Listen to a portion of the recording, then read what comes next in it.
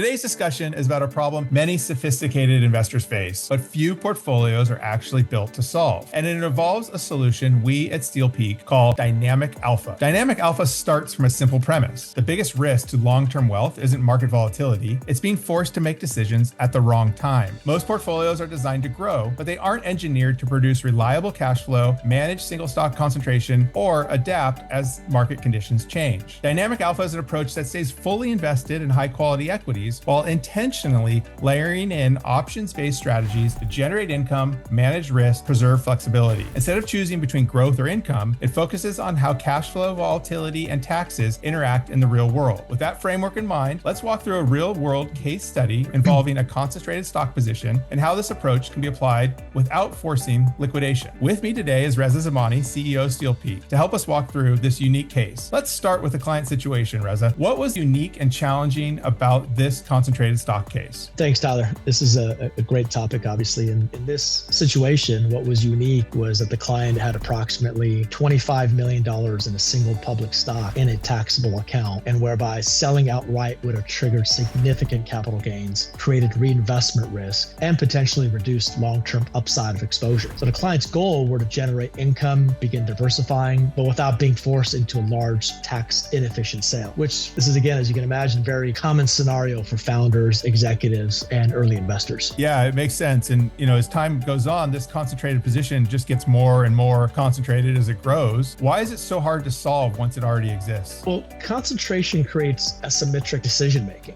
There's an emotional attachment to the stock, and the tax consequences tend to anchor behavior. And markets rarely offer clean exit points, and diversification often happens only after volatility or during tax-inefficient periods. So the real risk is not volatility itself, but the need to generate liquidity at the wrong time. Yeah, and I suspect you've seen this many times in your career, and you've seen all the mistakes that are made. What are some of those common mistakes that are made when dealing with a large single stock position? We have seen this a lot, and the most common mistake is doing nothing and hoping the situation resolves itself. And another is relying on dividends that either don't exist or aren't meaningful. And some investors use blunt tools like full liquidations or one-time hedges that limit flexibility. And often income protection and diversification are treated as separate decisions rather than parts of a coordinated strategy. So what's usually missing is a repeatable, intentional approach to cash flow. Yeah, it sounds like there's some traditional approaches that just don't apply in these cases. So why are they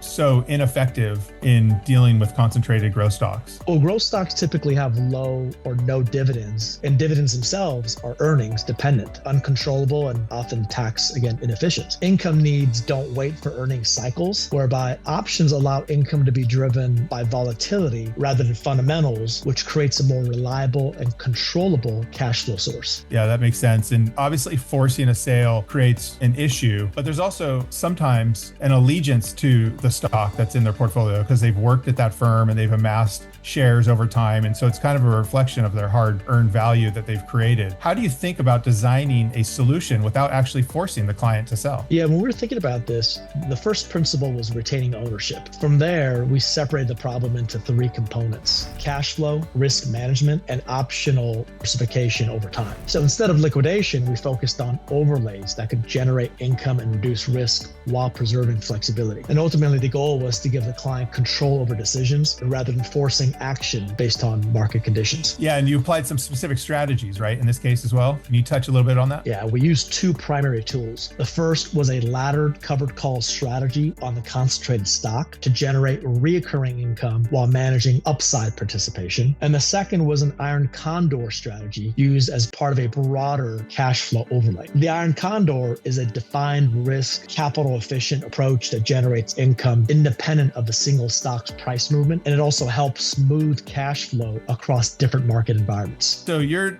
taking something that was sort of in a static position, you're making it more dynamic, and you're changing something for the client, or the client's portfolio is changing. Maybe you can just walk through some of what those changes are. I know it's still in the early innings for some of these cases, but in this particular case, what changed for the client after this whole structure was implemented? Sure. Well, the client moved from minimal income to intentional reoccurring cash flow, and there was less reliance on selling shares to fund lifestyle needs, and of course, less pressure during periods of volatility. And just as important, the client gained flexibility. You see, the strategy could be adjusted, strikes could be changed, and diversification could occur gradually rather than all at once. Like any good investment strategy, there's some trade-offs. Perhaps you can touch a little bit on the trade-offs that investors who implement a strategy like this would expect. Of course, covered calls might cap some upside, but our advisors help clients understand that and balance it with the benefits that come from generating income. See, option strategies require discipline and ongoing management. This approach is not about maximizing returns in every single market environment. It's more about engineering outcomes that align with how investors actually live and spend money. Makes sense. Okay, so wrap it up for us. What's sort of the broader lesson with respect to this case study? I think it's that concentrated stock positions are not a problem. They're a starting point. The goal is not to predict markets or time exits. The goal is to stay invested in high quality assets, generate liquidity intentionally, manage risk explicitly, and preserve flexibility as conditions change. And this is what we call portfolio engineering, not product selection. Makes a lot of sense. Yeah, we call it dynamic alpha as a moniker or as a handle to at least get someone's head around it. But for everybody,